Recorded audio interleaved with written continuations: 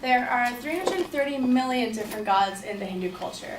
And today I'm not going to explain all 330 million gods, but I will teach you the basics of Hinduism. The benefit of listening to me today is expanding your knowledge as you go through your general education in college.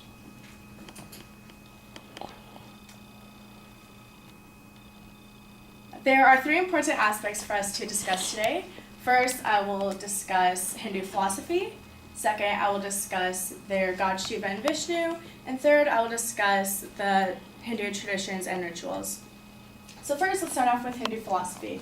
The word Hinduism is often misconceived. A lot of people think that Hinduism is a religion, which is not true. Hinduism is actually a culture, and the word Hindu means Indian.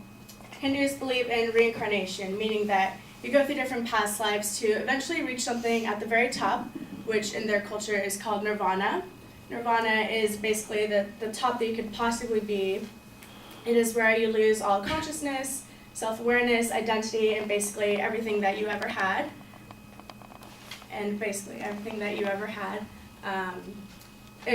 Hindus believe in order to reach nirvana, you must go through 600,000 past lives to finally reach nirvana. Hindus also believe in karma and the basic meaning that what comes around goes around.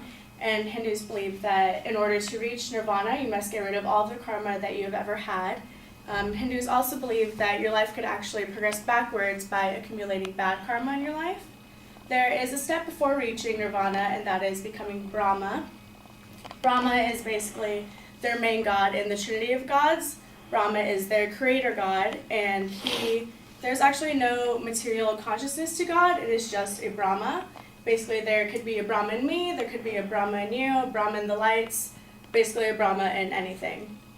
And Brahma is actually the creator god, and there are two sub-gods after that, and that is Shiva and Vishnu. Shiva is known to be the god of destruction, and the way that he works is that he basically opens up his third eye and destroys whatever he is upset about into ash. A lot of people think that these gods are actually males, which is not true, or that they are females, which is not true. These gods are actually both males. Shiva is also known to sit in the Himalayas mountains, and that represents purity and harmony. Shiva, being the destroyer of the world, basically controls it and can destroy anything in his path. Another main god in the Hindu culture is Vishnu, and Vishnu is the second top god right underneath Brahma. Vishnu is known to be the god of maintenance, and Hindus believe that in order to maintain, you must have wealth. So Vishnu is actually married to the goddess of wealth, and together they maintain the universe. These gods are mostly followed because they're known to overcome all and defeat anything that's in their way, basically. Now that we've talked about the two main gods, we can go and talk about where Hindus go to worship these gods. So there are temples all around the world where they're able to worship these gods, and there are also different festivals. One festival that is held in India is called Diwali, and Diwali is actually the festival of lights. And the reason that Hindus celebrate this festival is they basically set up lights everywhere in their homes and all around India, and they are trying to step out of spiritual darkness and bring spiritual light into their lives.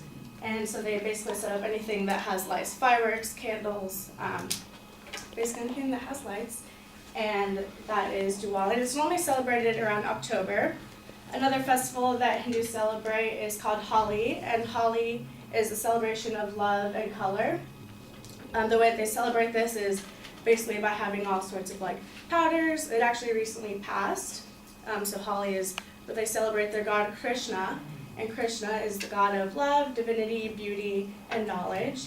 And the reason Hindus celebrate this god is because they want to bring those things into their lives, and they believe that the god will bless them with those traits.